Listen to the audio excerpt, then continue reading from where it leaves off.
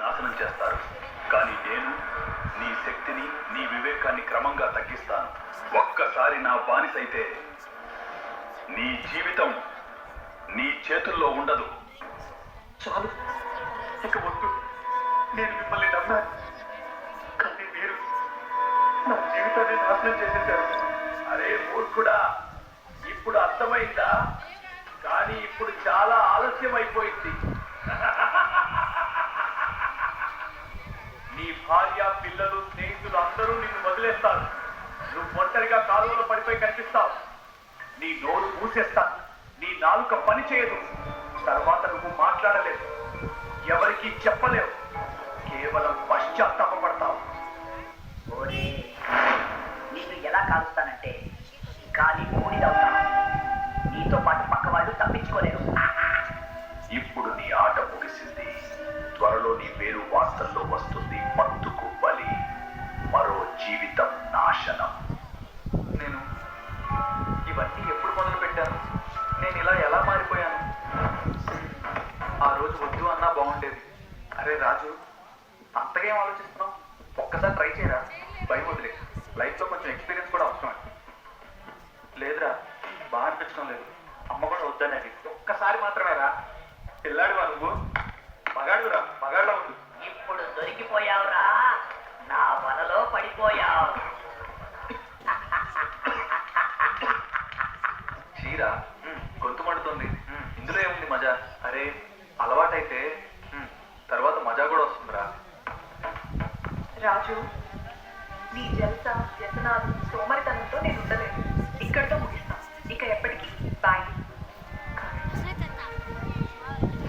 నేను నిన్ను చాలా ప్రేమిస్తున్నాను. నువ్వు లేకుండా నేను ఎలా ఉంటాను? ఒరేయ్, టెన్షన్ పడతా. ప్రేమలో ఓడిపోయిన వాళ్ళు కవులవుతారు, లేదా తాగుబోతులు అవుతారు. నువ్వు కవి అయితే అవ్వలేవురా. ఒక పెగ్ కొట్టు, బాధ కంత తగ్గుతుంది. ఇప్పుడే నా గుండె పగిలిపోయింది. ఇంకో తప్పు చేయాలనిపించడం లేదు. అరే రాజు, ఒక పెగ్రా. ఈ బాధలో లోపల నిన్నే తినేస్తుంది. మగాడి అయితే ట్రై చేయి. అయ్యో బ్రో, ఇది బ్రేకప్ కంటే కూడా డేంజరస్ రా. నొక్కేశావు. ఇక అయిపోయావు. నువ్వు నా బానిసవే. రాజు, ఈ పని ఇంకా ఎందుకు పోతావు?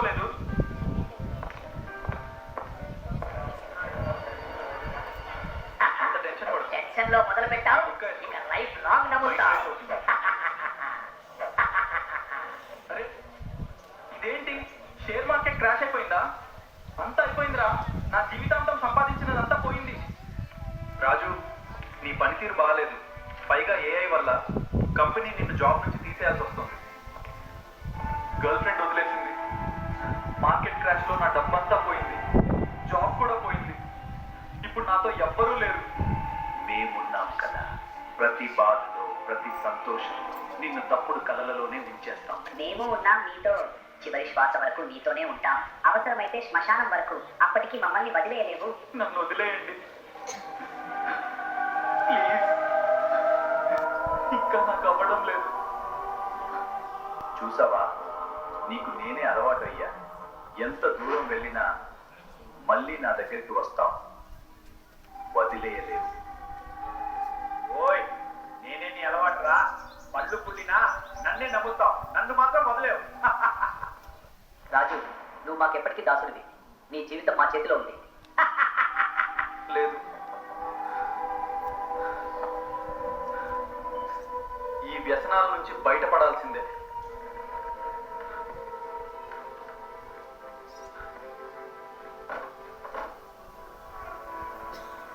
శుభవార్త.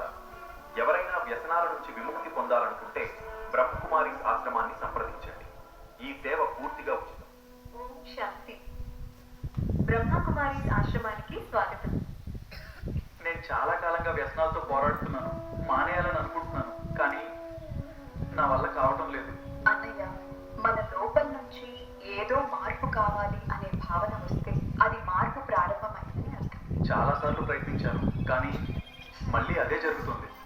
మీరు ఒంటరిగా లేరు అన్నయ్య. మీరు బలహీనులు కాదు. మీ మనసు అలసిపోయింది. ఇప్పుడు దానికి శక్తి అవసరం. కానీ అక్కయ్య గారు, ఆ శక్తి నాకు ఎక్కడి నుంచి వస్తుంది? ఆ శక్తి పరమాత్మ నుండి వస్తుంది. కానీ వారిని తెలుసుకునే ముందు మనం నిజంగా ఎవరో తెలుసుకోవడం చాలా ముఖ్యం. మీరు ఎప్పుడైనా దీని గురించి లోతుగా ఆలోచించారా? మనం చాలాసార్లు నేను ఈ శరీరం మాత్రమే అని అనుకుంటాం, కానీ నిజానికి మనం ఆత్మలం. ఒక చైతన్య శక్తి ఆలోచించడం, అనుభవించడం, నిర్ణయం తీసుకోవడం ఇవన్నీ ఆత్మే చేస్తుంది. ఎలాగైతే కరెంటు లేకుండా బల్బ్ వెలగదు, అలాగే ఆత్మ లేకుండా శరీరం పనిచేస్తుంది. అంటే నేను ఈ శరీరం మాత్రమే కాదనమాట.